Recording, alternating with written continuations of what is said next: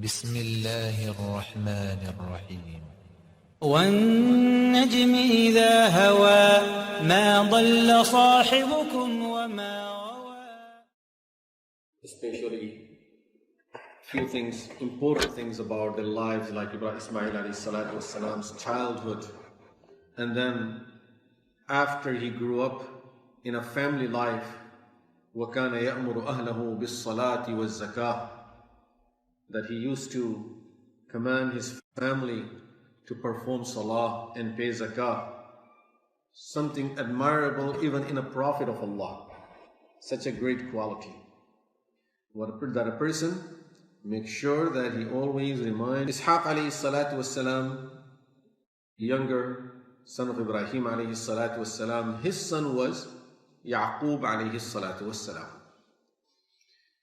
Yaqub alayhi salatu wassalam's second name is Israel, which is in Qur'an also. So Yaqub alayhi salatu wassalam has these two names, Israel and Yaqub.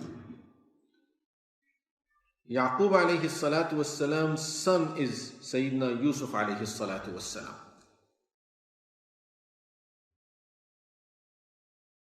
Bani Israel are the children of Yaqub alayhi salatu wassalam. Yaqub alayhi salatu wassalam, according to the ayat of Al-Qur'an that we read in Surah Yusuf, he had how many children? 12 children.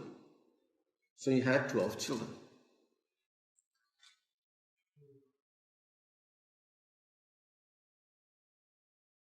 According to history now, we are not talking in the light of any ayah. According to the history, 2 brothers were from the same mother and 10 from another mother. The younger 2, Yusuf and Binyamin, they were from one mother, and the older 10 were from another mother. And then we read this story in detail in Surah Yusuf about Sayyidina Yusuf alayhi salatu wassalam and his brothers and the whole family issue that we see in Surah Yusuf. Very, very interesting. It has a lot of lessons, a lot of details, a lot of depth, but we will just go very quickly over some of the ayat that are about the topic, because as I said, this is something, if you go into the detail of it, you can go into a lot of detail. And if you start getting into the depth of the lessons, there is no end to it really. Because Allah subhanahu wa ta'ala, when He narrated it, He says, نَحْنُ نَقُصُّ عَلَيْكَ أَحْسَنَ الْقَصَصِ. We reveal to you, we narrate to you the best of the tales and best of the stories. So if Allah subhanahu wa ta'ala is calling it أحسن القصص, and then we know that it goes into the detail of Surah Yusuf, and especially when you go into the Qur'an, each and every word has a very, very specific message, and in a connection with the other words, it has even a deeper message. And then the meaning that Allah subhanahu wa ta'ala would like us to realize, to understand, to figure out, to benefit from, the message that is there for us, as I said, there can be no end to it, because this is coming from the ilm of Allah subhanahu wa ta'ala. But again, very briefly, just looking at some of the important lessons that we see in the light of these ayat. Yusuf alayhi salatu wassalam, as a child, he saw a dream. In his dream, he saw, إِنِّي رَأَيْتُ أَحَدَ عَشَرَ كَوْكَبًا وَالشَّمْسَ وَالْقَمَرَ رَأَيْتُهُمْ لِي سَاجِدِينَ. He saw that 11 stars and the sun and the moon are doing sujood for him. He went and he told his father about this story, about the dream. His father said to him, يَا بُنَيَّ لَا تَقْصُصْ رُؤْيَاكَ عَلَىٰ إِخْوَتِكَ. Don't tell this dream to your brothers. Otherwise, if they would understand, they may know what the dream is about. فَيَكِيدُوا لَكَ كَيْدًا. They're going to plot against you. And now, right away, he doesn't want him to carry any hard feelings against them at the same time. So he's telling him, إِنَّ الشَّيْطَانَ لِلْإِنسَانِ عَدُوٌّ مُبِينٌ. He's not saying your brothers are your enemies, so I'm telling you, they don't like you. No. إِنَّ الشَّيْطَانَ, right away, he put it on shaitan. إِنَّ الشَّيْطَانَ لِلْإِنسَانِ عَدُوٌّ مُبِينٌ. Shaitan is an open enemy to human beings, and if they see what you are having, what you are getting through this dream, Shaitan may whisper to them and put something in their mind, so you don't want that situation, so therefore just avoid telling your brothers. Now, according to the tafasir, he did mention it to his brothers, and you see the consequences of that later on. Regardless whether he mentioned it or not, the next part happened, and that was, of course, brothers. They were noticing that our father loves Yusuf and his younger brother, Yusuf and Binyamin, more than he loves us. He doesn't like us as much as he liked these two younger brothers. Inna abana إذ قالوا ليوسف وأخوه أحب إلى أبينا منا ونحن عصبة. See, our father, he loves our Yusuf and his brother more than he likes us, more than he loves us. Whereas we are a strong group. نحن عصبة. We are a strong group. We can do more for him than these two younger ones can do. They can do what we can do for him. We are doing all the work, we do everything, and still he doesn't love us that much. Inna abana lafi dhalali mubin. He is in an open error. He is making a major mistake. We need to understand a few things here. One is parents' treatment towards their children. Very, very important topic to learn it as parents. As I said, no details here and no time for any details. Just pointing out some of the important things. Some people misunderstood the ayah and they thought that the reason of this jealousy the brothers had against Yusuf and Binyamin was that their father was treating the younger ones better than he's treating them. It's not that. See even the words in Qur'an, أَحَبَّ إِلَىٰ أَبِينَا. They are dearer to our father. He loves them more. And love is something that you have no control over it. Rasulullah sallallahu alaihi wasallam used to make this dua. Ya Allah, when it comes to my treatment, I treat everyone equally. Don't judge me for my love for some more than others. Especially he was making that dua about his wife's situation. So, loving someone more than others is natural. But your treatment has to be the same. A well-known Sahabi, Nu'man ibn Bashir radiyallahu anhu, his wife told him that I want you to give my son a special gift. What gift do you want me to give him? He had a slave. She said, give him that slave that you have, give it to him as a gift. And I want you to make Prophet ﷺ a witness on this gift. That was a good part of it. So he went to Rasulullah ﷺ. He said, Ya Rasulullah, this is the situation, and my wife asked that I give my son this gift, and I'm going to give it to him. I'm giving it willingly, so I want you to be the witness. Rasulullah ﷺ said, do you have more children? He said, yes. He said, do you like all of them to obey you equally? He said, yes, of course, Ya Rasulullah. He said, then this is zulm that you're doing. What you're doing is zulm. That you give one and you are not giving the others.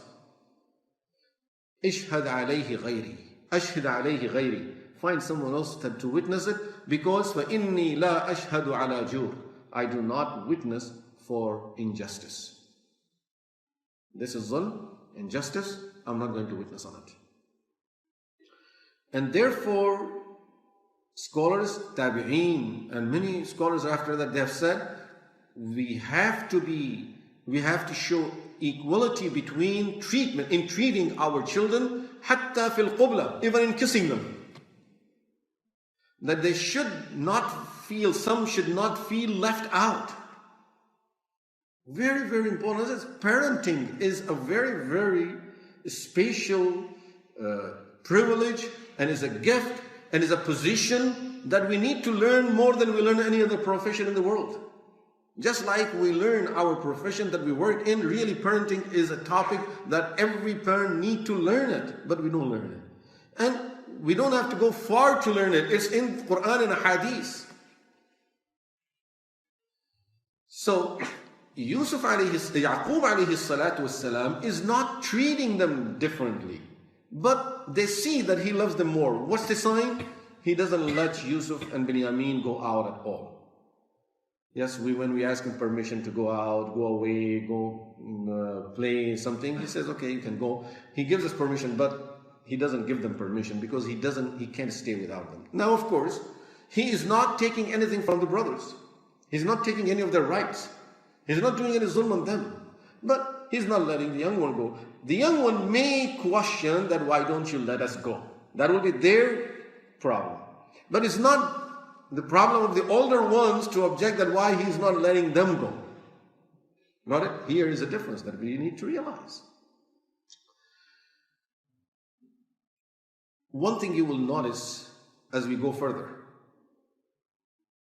Yaqub alayhi salatu wasalam, and when we look at these ayat of Surah Yusuf, it's an amazing, amazing thing that you find a beautiful lesson from Yaqub alayhi salatu wasalam to every father, to every mother. He is not treating his children, whatever they do. See what older ones are doing, and we know from the story, and we will go into some depth of that inshallah. But with all of what they're doing and hurting, make his feelings and so much problem, causing so much problem to him, he is not treating them as a prophet, that, I'm a prophet. And I always mention this when we talk about raising children, that make sure, it's very important for us to learn this part of raising our family. Don't take your profession home. Don't take your profession home. Don't be a lawyer in the house for your children. Don't be a teacher in your house. Don't be a physician in your home. Your children don't need a doctor, they don't need a lawyer, they don't need a teacher, they need a father, they need a mother. And when both the parents are working and they both are taking their profession home, children are grown in a workplace, in a factory, in a company, in an office. They're not growing in a home. And it's a common problem that you see it all the time. In fact, at your workplace, they don't give you the position that you think you deserve. Okay? So you are a teacher, but at home you are a principal. This is what almost every parent. In our homes, we are principals now. We are not just the teachers. We are not just instructors. We are not just helping. We are not just volunteering. We are principals of our home. How about your homework? Did you finish your homework? Let me see how you did.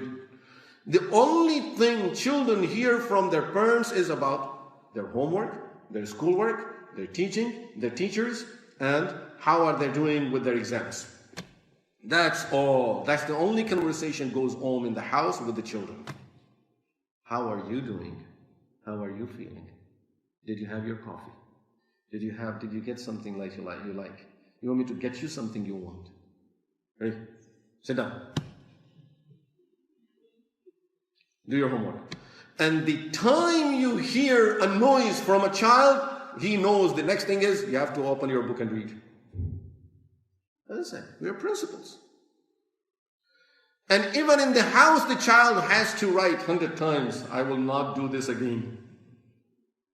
Come on.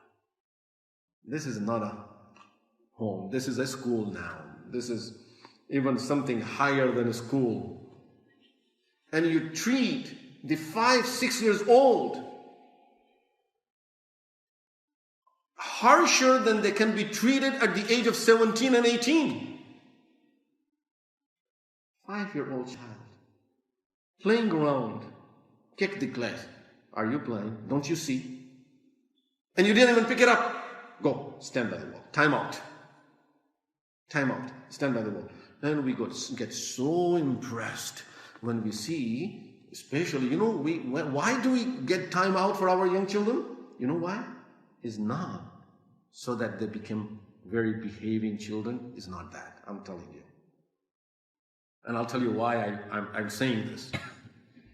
It's so that when we get together with the family, on a weekly basis, we get together, or sometime once a month we get together, and maybe community gathering or family gathering, all the uncles and aunts and brothers and sisters, they get together, they see my children are so behaving, and at that time you wait for your child to do something wrong and you give them time out, and the child will go against the wall.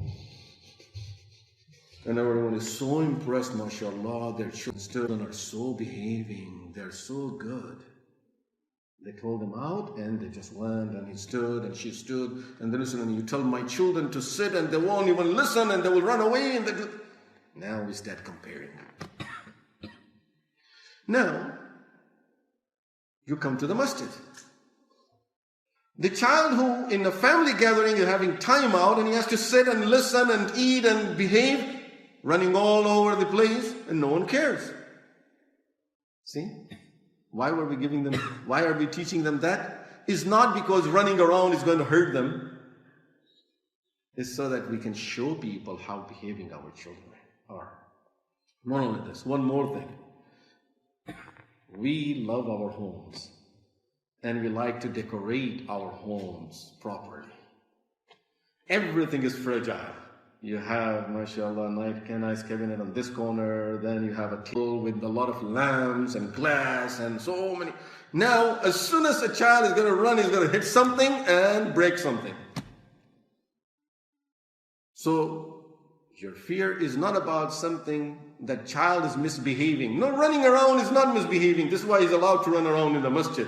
But he is not allowed to run around in the home because he's going to break something.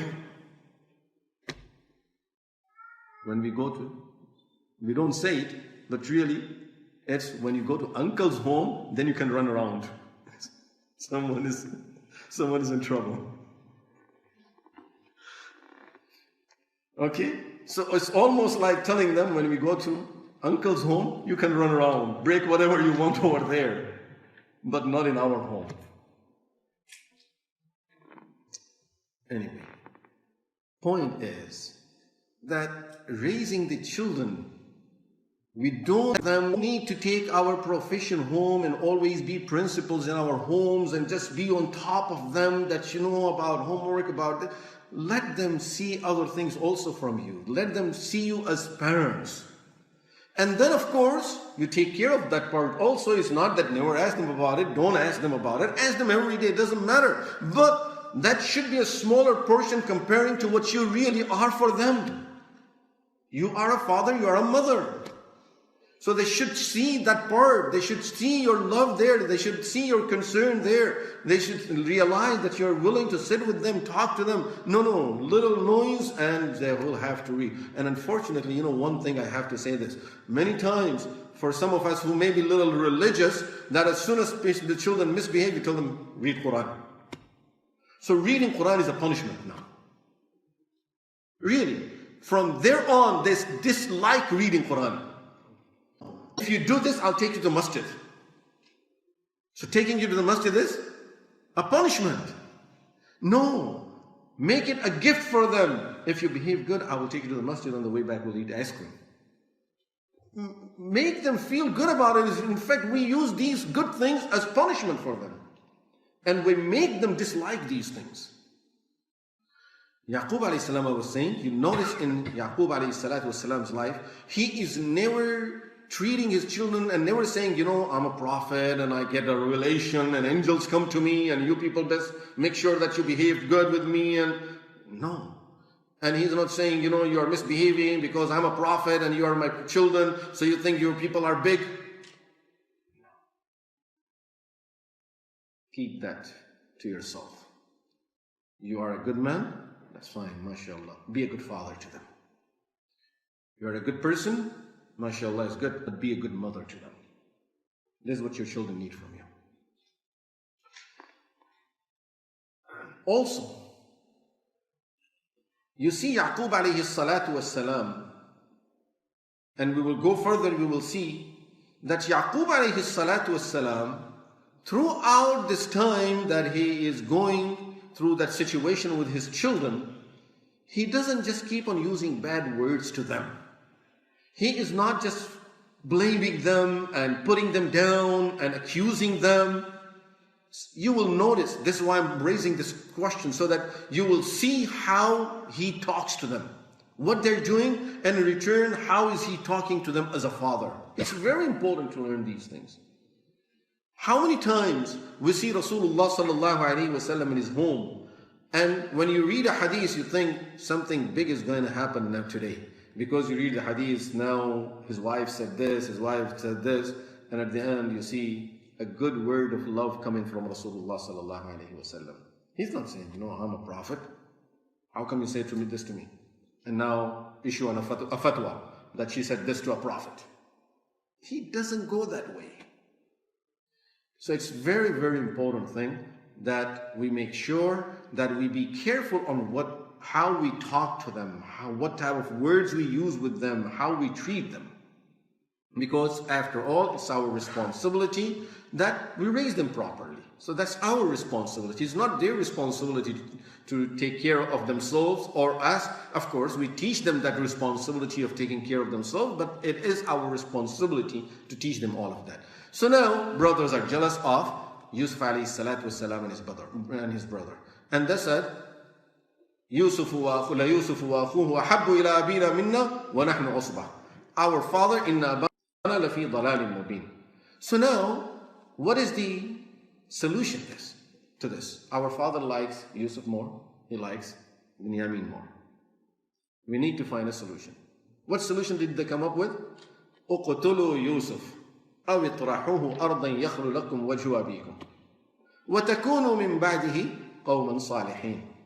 At least look at the translation of this ayah and think, what is the resolution? What is the problem with this resolution that they come up? This solution that they think we found a solution. What is the problem there that they may, that you see in the solution that they're presenting? Maybe sometime we may be making the same type of mistakes. So we need to look into that. Inshallah, tomorrow we'll talk. وصلى الله تعالى على خير خلقه سيدنا وحبيبنا ونبينا محمد وعلى آله وصحبه أجمعين والحمد لله رب العالمين. مولاي صل وسلم